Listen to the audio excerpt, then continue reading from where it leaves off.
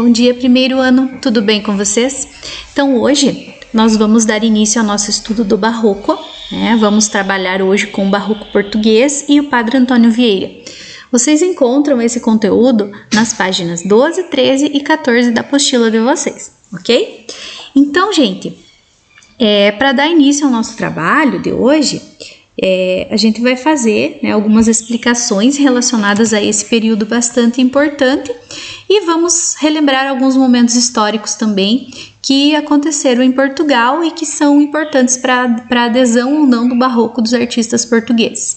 Então, no ano de 1530, alguns artistas portugueses, eles não aceitaram, eles tiveram uma resistência em relação à adesão do Barroco. Por que será, gente, que isso aconteceu? Porque houve um momento histórico aí em Portugal em que Portugal ficou submisso à Espanha, né? Então a Espanha acabou governando Portugal por 60 anos. Isso por quê? Porque em 1578 o rei Dom Sebastião ele sumiu na Batalha de Alcácer Quibir. E como ele não tinha herdeiros, né? O que aconteceu? O rei, o Henrique I, ele assumiu o trono, mas 2 anos depois, no ano de 1580, ele acabou morrendo também. E como ele não tinha parente próximo, o Filipe II, que era o mais próximo dele, na verdade, né, ele não tinha parente próximo em Portugal, o mais próximo era o rei da Espanha, ele acabou também sendo proclamado rei de Portugal. E isso, gente, foi assim, para Portugal, foi algo bastante triste, principalmente para os artistas. Por quê? Porque eles automaticamente eles achavam que eles tinham que aderir a tudo que a Espanha colocava e eles não queriam isso. Então eles mostravam uma certa resistência quanto a isso. Então essa situação que havia de esvaziamento de poder esvaziamento de poder de Portugal em si fez o quê? Fez com que a nobreza ela deixasse, né, o centro urbano e fosse para o campo. E quando a nobreza fez isso, ela levou consigo artistas, levou também intelectuais para formar sua própria corte. Então isso acabou trazendo assim um prejuízo bastante grande para as outras pessoas que ficaram, né? E esse domínio espanhol, como eu já falei, ele durou 60 anos. E 60 anos, gente, foram 60 anos não de um mar de rosas, né? Foram 60 anos de desavenças, de muita resistência. Por quê? Porque muitos artistas, eles não queriam aceitar o que vinha de Madrid. Por isso, eles acabavam recusando a estética barroca. Né? Isso por quê? Porque os espanhóis tinham aderido a essa estética e eles não queriam respeitar e seguir, né? E para isso, o que os autores faziam? Eles utilizavam como escudo a obra Os Lusíadas, que era uma espécie de bandeira de exaltação do povo português. Isso por quê, gente? Porque ela se referia aos tempos de glória de Portugal. Então, esses tempos de glória, eles eram mostrados por meio dessa obra, né? Revividos por meio dessa obra. Então, gente, nesse momento, a arte, ela serviu para quê? Ela serviu como um instrumento de divulgação de ideias que eram referentes à doutrina da Igreja Católica. Para isso, eles utilizavam os autos sacramentais e também os sermões, tá? Como a gente está falando de igreja e tudo mais, nós vamos trabalhar um pouquinho com este autor aqui, o Padre Antônio Vieira. Gente, ele foi o mais importante prosador barroco em língua portuguesa, tá? Isso aqui é muito importante. Ele vai ser reconhecido como o principal prosador, por quê? Porque ele participou, a obra dele, ela traz características do Barroco de Portugal e do Barroco no Brasil. Por quê? Porque ele vivia nos dois países, então o papel político dele era bastante grande, tanto em Portugal quanto no Brasil. A produção do Padre Antônio Vieira, ela é dividida em 3 grandes grupos. As profecias, né, que falavam sobre o futuro de Portugal, as cartas, que falavam um pouquinho sobre a Inquisição, né, que aconteceu de verdade. As pessoas que eram contra a igreja ou contra as regras da política dos países, elas eram condenadas, né, condenadas à fogueira e outras coisas. E também as questões políticas. Além disso, os sermões, né, que tinham uma escrita bastante persuasiva e também bem elaborada, e tratavam de questões como a colonização, a decadência de Portugal, a exploração também e os problemas da religião, né, os problemas voltados à contra-reforma, lá tal, que a gente já viu na aula passada. Além disso, gente, a escrita do Padre Antônio Vieira, ela tinha 3 dimensões complementares, que eram como se fossem guias para a leitura. Então, se a pessoa não conseguiu entender, ela leria esse guia para poder compreender. Então, a primeira dimensão era a dimensão religiosa, a segunda era a dimensão literária e a terceira era a dimensão política. Dentro da prosa do Antônio Vieira, nós tínhamos o uso de algumas figuras da linguagem, como a metáfora, como a comparação, as antíteses e os paradoxos. E o tema eram sempre assuntos relacionados à fé e à vida dos homens, que eram sempre tratados com muita naturalidade. O raciocínio, ele era pautado também pela condução lógica, né? Então, ele conduzia o sermão ou o texto de forma bastante lógica como uma estratégia de convencimento, aquilo que eu falei para vocês, né? De você tentar convencer as pessoas de algo. Então, aqui no caso, o convencimento era de quem?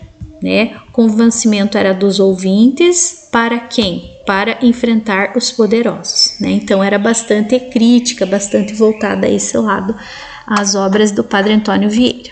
Gente, eu vou colocar para vocês agora uma música, né? E depois eu vou explicar o trabalho que vocês vão fazer.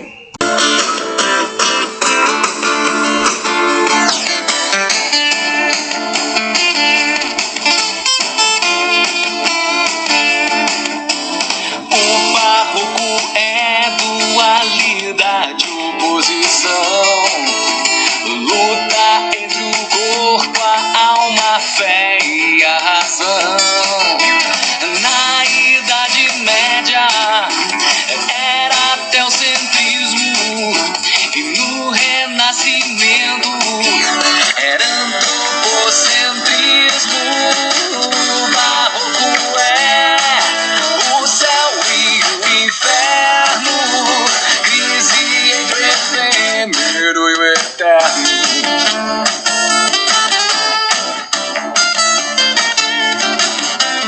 Linguagem complexa como forma de expressão, já que a vida é curta, carpe diem, meu irmão.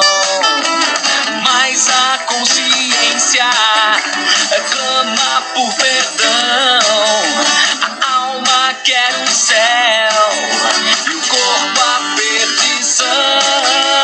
Gregório de Matos é o boca do inferno e o Padre Vieira é bom de verbo.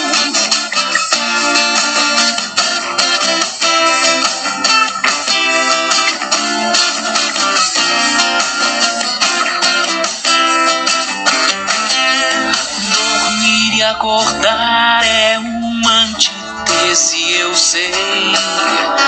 Dormir acordado é paradoxo, já saquei. Jogo de palavras chamamos de cultismo, e jogo de ideias é o concebitismo. O barroco é o céu e o inferno, crise entre o efêmero e o eterno. Gregório de Matos é o boca do inferno e o Padre Vieira é bom de verbo. E o Padre Vieira é bom de verbo. E o Padre Vieira é bom de verbo.